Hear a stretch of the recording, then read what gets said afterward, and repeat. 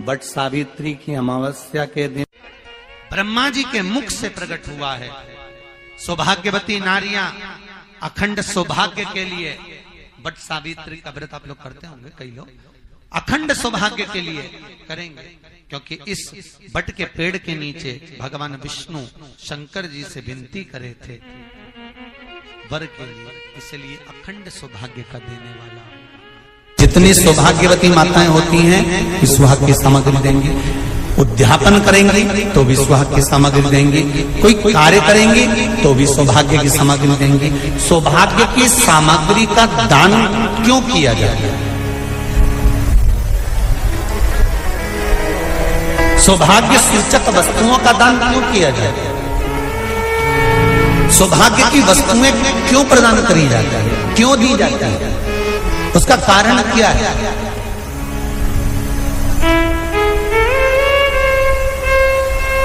क्यों देते हैं? महाराज,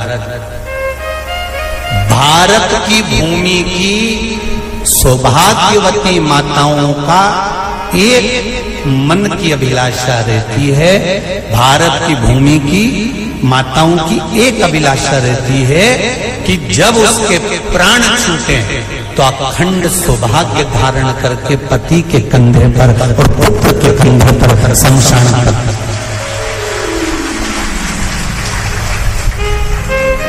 ये भारत की भूमि की माताओं की सोच, उनके मन का संकल्प, उनके मन का भाव।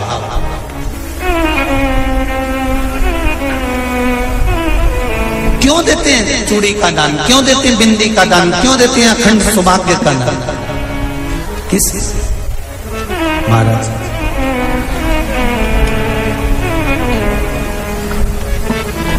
मेरे हाथों में भर भर के चूड़ी रहे, मेरे हाथों में भर भर के चूड़ी, और मैया कोई काम नहीं, मेरे मस्तक पे चमकती चूनर रहे, मेरे मस्तक पे चमकती चूनर रहे, और मैया कोई काम नहीं, मेरी मांगों में भर भर के सिंदूर रहे, मेरी मांगों में भर भर के सिंदूर रहे, और मैया कोई काम नहीं, मेरे पाँव में बिछुड़ी का जोड़ा रहे, एक बिछुड़ी नहीं, कितनी? 2, 3, 4, 5, एक एक पांव में जोड़े से बिछुड़ी होना चाहिए, केवल एक नहीं, सिंगल नहीं। वो तो आजकल का फैशन हो गया महाराज, जो केवल एक बिछुड़ी धारण कर लो उसी में फैशन दिखे। श्रावण की शिव महापुराण की कथा कहती है, जब बेटी को विदा करा जाता है और पहली बार बेटी के पांव में जब बिछुड़ी डाली जाती है तो वो बिछुड़ी भी अलग अलग नहीं होती, उस बिछुड़ी के जोड़ को चेन से एक दूसरे से बंधा हुआ होता। बोला सही है कि गलत?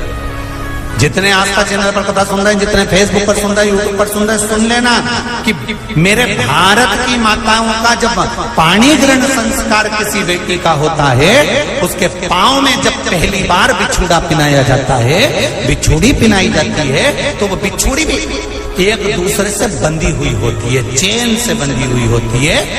उसको अलग अलग वाली बिछुड़ी शादी के मंडप में नहीं पिनाई जाती। क्यों?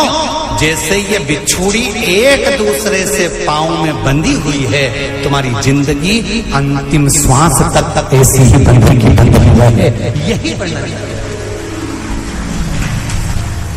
वो तो अब माताओं ने थोड़ा सा फैशन चेंज कर दिया, अब पांव में ज्यादा बिछुड़ी नहीं बनती, गड़ती है, चुभती है, एक बिछुड़ी धारण है।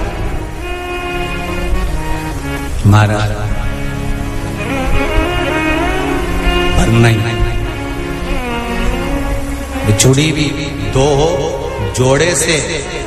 हमारी माताएं, भारत की भूमि की जो माताएं हैं, ये चूड़ी भी हाथ में पहनती है तो जोड़े से पहनती है। बोलो जैसा सही है कि गलत है?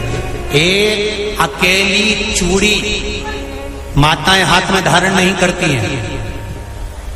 अगर भारत की भूमि की संस्कारित माताएं हैं और भारत की भूमि की सभ्यता और संस्कृति को जानती है तो अकेली चूड़ी नहीं, जोड़े की चूड़ी पहनेगी, 2 चूड़ा डालेगी, 4 डालेगी, 12 डालेगी, पर सिंगल नहीं, अकेले। श्रावण के महीने की शिव महापुराण की कथा, जिसका नाम है श्रावण शिव महापुराण की कथा, ये कहती है कि पार्वती जी ने और गंगा जी ने ये चतुर्मास में जितना सौभाग्य का दान दिया है, उनके बराबर दुनिया का कोई व्यक्ति इतना सौभाग्य का दान नहीं दे सकता जो माता गंगा और पार्वती दोनों दान दे।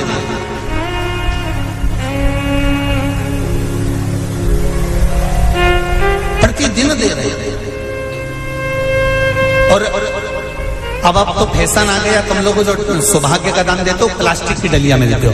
पर एक एक पुराण को उठा कर देख लेना, एक एक उद्यापन को उठा कर देख लेना। जितनी तुम कथा तुम्हारे घर में छोटी छोटी कथाओं की पोथियां पड़ी हो, उनको उठा कर देख लेना। उसमें नहीं लिखा कि प्लास्टिक की डलिया में सौभाग्य की वस्तु का दान दिया जाता है। उसमें लिखा है बांस की पिटारी में, बांस की डलिया में सौभाग्य की वस्तुओं का दान दिया जाता है।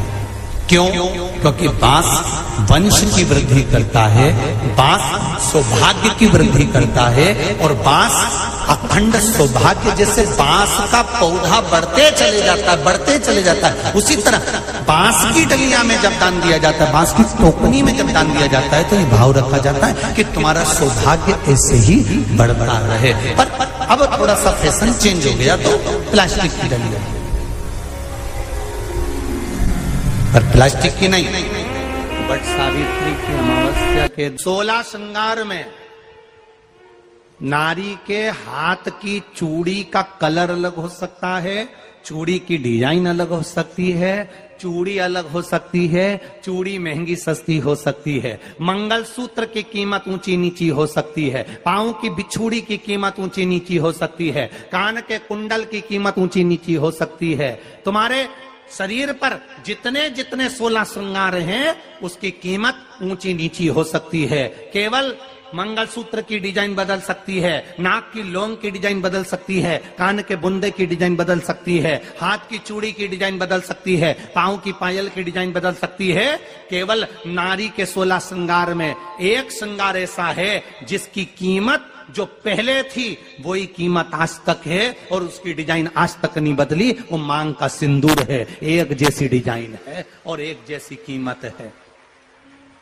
सारे श्रृंगार की कीमत अलग, पर मांग में जो सिंदूर डाला जाता है वो एक कीमत का होता है, एक डिजाइन का होता है और एक जैसा होता है, और वो सबसे भारी होता है। सावित्री यमराज से कह रही है मेरे पति को छोड़ दो। यमराज कह रहा है सावित्री तेरा पति मर चुका है, मांग के सिंदूर को पोंछ दे। सावित्री कहती है पूरा श्रृंगार उतार दूंगी, पर मांग का सिंदूर नहीं पूछने दूंगी। तब यमराज ने कहा जब तक तू मेरे मांग का, अपनी मांग का सिंदूर नहीं उतारती, तब तक तू मेरे पास नहीं आ सकती।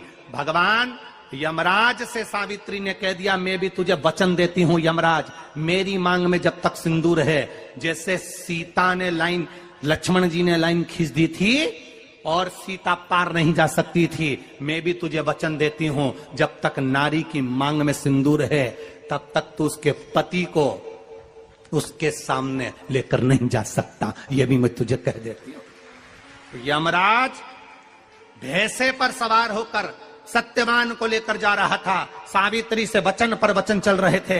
अड़ के पेड़ के नीचे छोड़कर आए। क्या चाहिए तुझको, क्या चाहिए तुझको, क्या दूं मैं तुझको, कुछ मांग ले मुझसे। सावित्री कहती है क्या दोगे आप, मेरे पति के प्राण दे दो बस वापिस, और कुछ नहीं चाहिए। जब यमराज यमलोक में प्रवेश करने लगा, मांग के सिंदूर में से थोड़ा सा सिंदूर सावित्री ने केवल हाथ में लेकर अपनी बिंदी पर जो लगाया, सत्यवान को लेकर यमराज अंदर नहीं जा पाया। बाहर खड़े होकर कहता है मांग ले, मैं तुझे एक वचन नहीं, तू बोले तो मैं 2 वचन दे देता हूं, तू बोले तो मैं 3 वचन दे देता हूं, तू मांग क्या चाहिए। तब सावित्री ने कहा देना चाहते हो? हाँ। अब यमराज को लगा कि लालच में पड़ गई सावित्री। तब कहा पहला वचन दीजिए, मेरे अंधे सास ससुर के नेत्र वापिस आ जाएं। यमराज ने कहा तथास्तु। दूसरा वचन दीजिए, मेरे सास ससुर अपने पोता पोती का मुख देखें। यमराज ने कह दिया तथास्तु।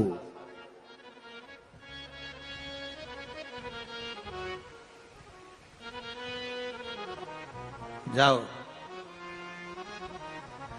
यमराज जाने लगे, फिर आग जलने लगी। कहने लगे अब मैं अंदर क्यों नहीं जा पा रहा हूं।